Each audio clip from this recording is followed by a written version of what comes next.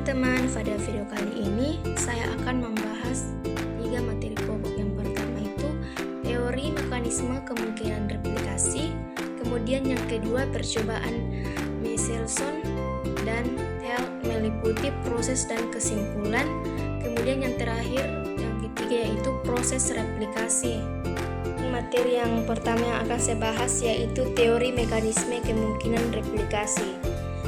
Teori ini terbagi menjadi 3. Yang pertama itu teori semi-konservatif. Teori ini menyatakan bahwa setiap helai DNA yang baru terbentuk terdiri dari satu helai asli atau lama dan satu helai baru.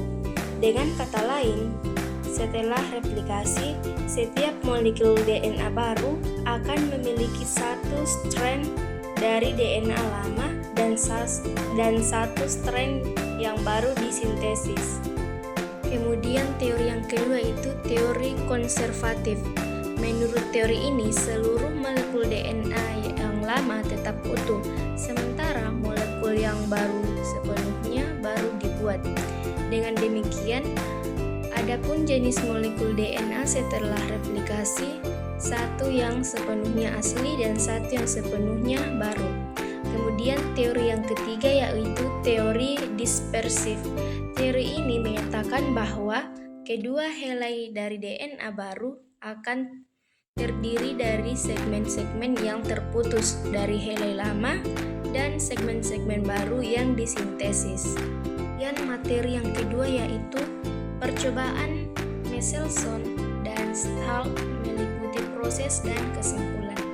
Nah, pada percobaan Michelson dan Stahl ini merupakan pembuktian eksperimental untuk replikasi DNA dan semi-konservatif. Pada tahun 1958, Weizsäcker, Mason, and Franklin Stahl melakukan percobaan pada E. coli yang membelah dalam waktu 20 menit untuk mempelajari replikasi DNA. Nah, bisa kita lihat pada gambar di bawah untuk lebih jelasnya.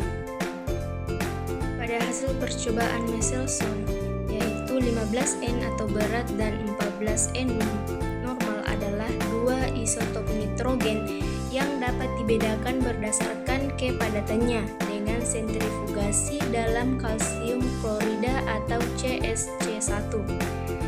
Michelson dan Stahl membudidayakan E. coli dalam medium yang mengandung 15NH4CI selama beberapa generasi. Hasilnya 15N terintegrasi ke dalam DNA bakteri.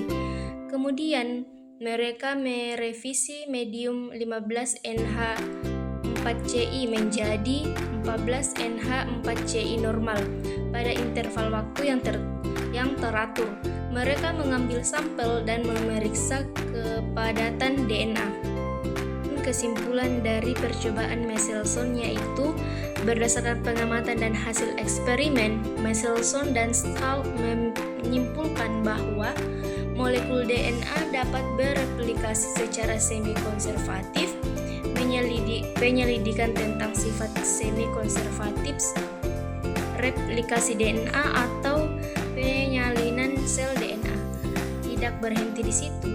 Setelah eksperimen Michelson dan Stahl, Taylor dan rekan-rekannya melakukan eksperimen lain pada Vicia faba atau kacang fava yang kembali membuktikan bahwa replikasi DNA bersifat semi-konservatif.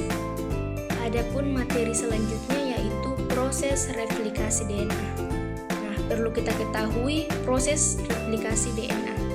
Jadi proses replikasi DNA yaitu DNA membuat banyak salinan dirinya sendiri. Proses ini memerlukan polimerisasi biologis yang berlangsung dalam urutan inisiasi, pemanjangan, dan penghentian. Proses ini merupakan reaksi yang dikatalisis oleh enzim. DNA polimerase merupakan enzim utama dalam proses replikasi. Dan langkah pertama pada proses terjadinya replikasi itu yang pertama inisiasi. Replikasi DNA menurut tingkat akurasi yang tinggi karena kesalahan sekecil apapun dapat mengakibatkan mutasi. Dengan demikian, replikasi tidak dapat dimulai secara acak di titik manapun dalam DNA. Kemudian, langkah kedua yaitu pemanjangan. Saat untaian dipisahkan, enzim polimerase mulai mensintesis urutan komplementer di setiap uraian. Untaian induk akan bertindak sebagai cetakan untuk mensintesis uraian anakan yang baru. Perlu dicatat bahwa pemanjangan bersifat searah, yaitu DNA selalu polimerisasi hanya dalam arah 5:3. Oleh karena itu, dalam satu untai atau pola 3,5 terjadi secara terus-menerus, sehingga disebut replikasi terus-menerus. Sedangkan untuk lainnya, pola 5,3 terjadi replikasi terputus-putus. Fragmen-fragmen tersebut terjadi sebagai fragmen yang disebut fragmen Okazaki. Enzim yang disebut DNA ligase menggabungkan kemudian. Kemudian tahap terakhir dari replikasi DNA yaitu penghentian. Penghentian replikasi terjadi dengan cara yang berbeda pada organisme yang berbeda. Pada organisme seperti E. coli,